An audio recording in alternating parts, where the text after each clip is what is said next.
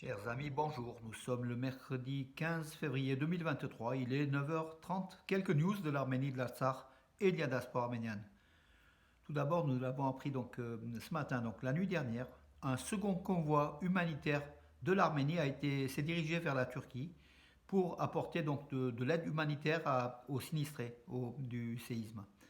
Voilà, donc ça a été annoncé donc ce matin sur Twitter par Van Hunanyan, le porte-parole en fait du ministère arménien des Affaires étrangères. Ça tombe donc les camions sont passés par le pont de Margara qui est la frontière arméno-turque. Voilà, c'est ce même pont sur lequel 5 camions il y a quelques jours humanitaires donc de l'Arménie avaient traversé en apportant à la Turquie donc aux sinistrés 100 tonnes de biens de consommation ou de première nécessité. Voilà, donc cette frontière est fermée depuis 93. C'est la deuxième ouverture, justement pour un convoi humanitaire. Et ça tombe bien puisqu'aujourd'hui, donc en Turquie, le ministre arménien des Affaires étrangères, Arat Mirzoyan, s'y est rendu pour des négociations dans le cadre du rapprochement diplomatique entre Ankara et Yerevan. L'Arménie est prête à ouvrir la frontière avec la Turquie à tout moment, a affirmé le secrétaire national du Conseil de sécurité d'Arménie, Armen Grigorian. Donc l'Arménie est prête à ouvrir la frontière et à normaliser les relations à tout moment. Il y avait un accord dont l'un est l'ouverture de la frontière terrestre pour les citoyens des pays tiers visitant l'Arménie et la Turquie. Les parties arméniennes et turques ont des discussions et nous continuerons le travail dans cette direction en espérant que cela se produira le plus tôt possible. C'est ce qu'a déclaré Armen Grigorian. Voilà, donc Yerevan cherche, plus que d'ailleurs Ankara, à se rapprocher de la Turquie. Un soldat arménien a été blessé hier à la frontière, sans doute d'un tir ennemi bien sûr, à Norabak. Je pense que c'est dans la région de Keralkunik ou de Sunik. Voilà. Revenons dans l'affaire de Aivazovski. Donc Aivazovski, le peintre des marines arménien, né à Théodosie en Crimée au début du 19e siècle, la Metropolitan Museum of Art l'avait ukrainisé. C'est-à-dire qu'en fait, l'arménien Hovannes Aivazovski, l'arménien de Russie, de Crimée, la Crimée était en Russie, est devenu ukrainien par la magie par la magie de la créatrice, de la création des Américains tout simplement, qui n'ont pas voulu russifier, ils ont voulu ukrainiser comme d'habitude ce peintre arménien.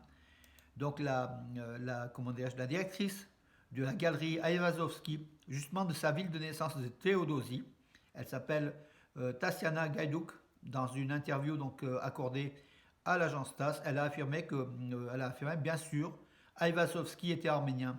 Il était porteur de la culture arménienne et russe. Les traditions arméniennes prévalaient chez lui dans la vie de tous les jours. Mais pour tout le monde, Aivazovski est le représentant du grand monde russe. Il s'est fait connaître dans le monde entier comme un artiste russe, un de ceux qui ont glorifié l'art russe.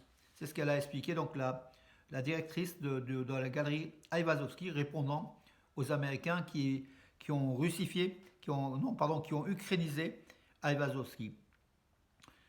C'est de la politique voilà, qui s'est mêlée de l'art, de la peinture, et on essaye tout de donner du ukrainiser tout simplement parce qu'on est derrière l'Ukraine contre la Russie. Quand on dit on, c'est pas moi, ce sont plutôt les Américains et les Européens qui suivent les Américains bien sûr, et avec le risque d'une troisième guerre mondiale parce qu'en fait ça va de pire en pire. Voilà, Zelensky il veut des avions, il veut la bombe atomique peut-être aussi. Donc voilà, donc du coup, bien sûr l'Ukraine est envahie, est agressée par la Russie, mais à ce niveau de complaisance envers Kiev, du matin au soir les médias qui discutent pendant des heures et des heures donc de l'Ukraine, sans parler de l'Arménie et de l'Artsakh, moi je trouve quand même il y a quelque chose d'injuste contre lequel on s'irrite. L'Artsakh est soumis au blocus, les 120 000 Arméniens sont soumis au blocus depuis 65 jours et on en parle très très peu.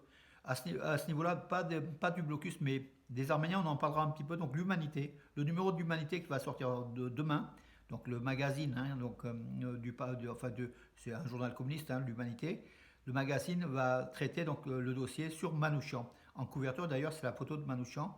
On le prendra, je vous le présenterai demain.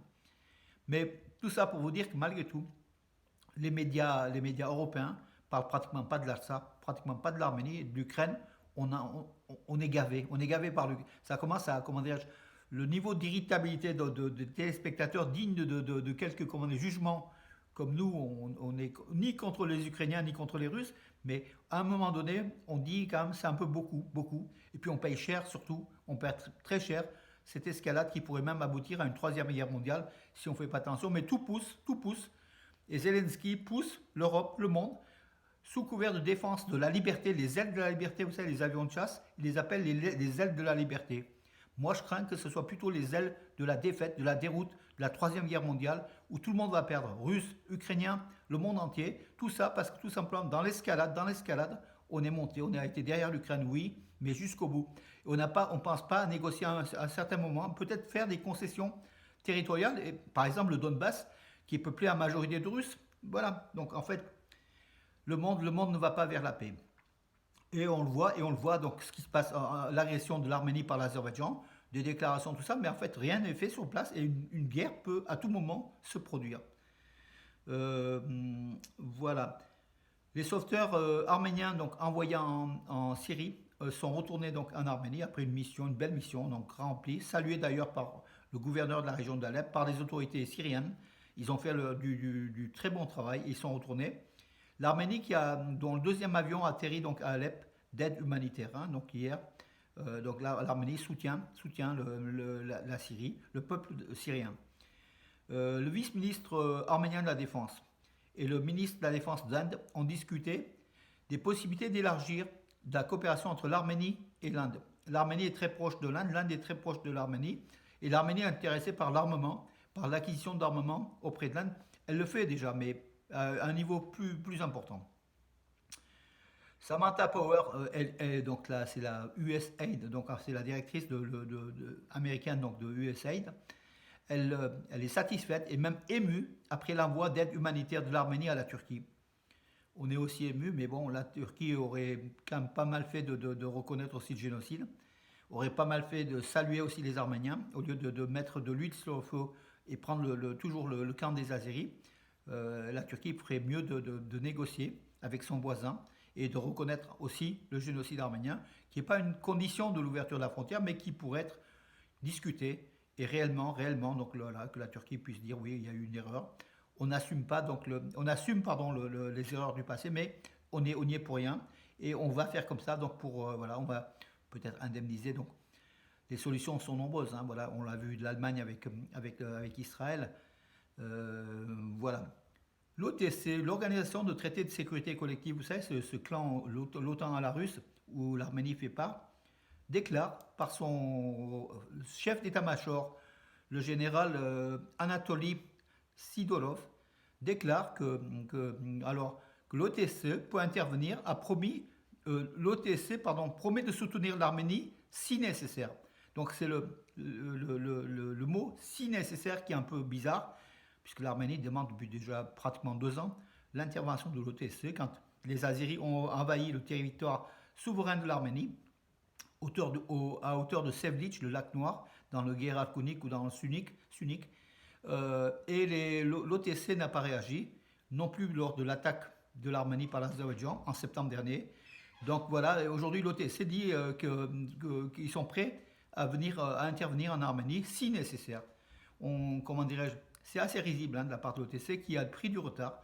Et c'est parce que l'OTC, la Russie a pris du retard par rapport à l'Arménie que peut-être maintenant ils essayent de négocier, de se rapprocher. Voilà mes amis, écoutez, pour ce, j'en ai terminé pour aujourd'hui. Juste un clin d'œil pour Artyom Minassian, qui est un dudukiste connu, qui se trouve en Nouvelle-Calédonie. On était en contact donc hier, toute la journée. Il m'a fait passer des vidéos que je mettrai tout à l'heure en ligne.